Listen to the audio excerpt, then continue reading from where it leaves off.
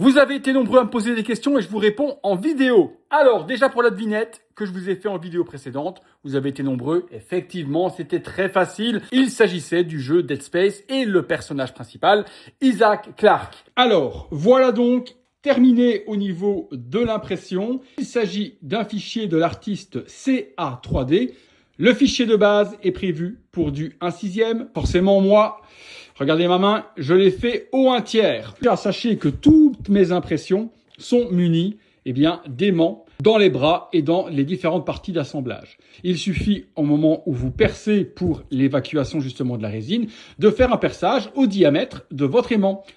Au niveau de l'aimant, vous pouvez y aller. Jamais le bras va tomber. Vous voyez donc que le fichier, que je vais vous tourner à 360 degrés, a des parties en résine translucide. Le backpack et également la tête. De base, le fichier n'est pas du tout prévu comme ça. De base, le fichier, il est fait pour qu'il n'y ait pas de light-up à l'intérieur. Je voulais vraiment qu'on puisse avoir les parties avant ici du casque qui s'illuminent et également une des particularités forcément du Dead Space, c'est la colonne vertébrale ici, le cadran et également le pentagone qui est là, qui s'illumine.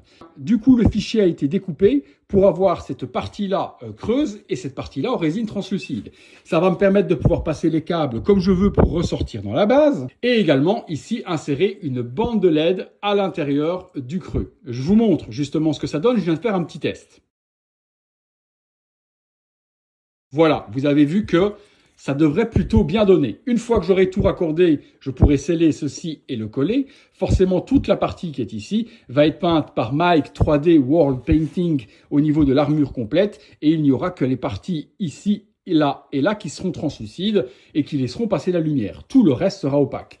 Le pied est percé. La base, elle, a été imprimée en filament, donc en PLA. Lors de la préparation de mon fichier, à l'endroit où il y a le pegs du pied, j'ai percé ici pour avoir un connecteur qui va pouvoir sortir mâle-femelle et raccorder la base. En dessous de la base, j'ai fait un trou également pour venir passer mes câbles. Et à cet endroit-là, j'y ai donc placé un port USB-C.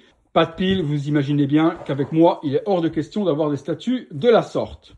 Voilà, il n'y a plus qu'à envoyer donc la statue à mon ami Mike pour la peinture. Pour tout ce qui est raccordement LED et autres, c'est moi qui m'en occuperai à son retour.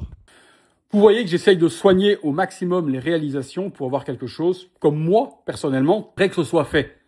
Vous savez souvent que je critique les fabricants pour certains choix qui ne sont pas vraiment des choix de collectionneurs. Moi, j'en suis un et un passionné, contrairement à ce que certains peuvent dire. J'espère que ça vous a plu. On se retrouve très bientôt pour une autre vidéo et j'ai reçu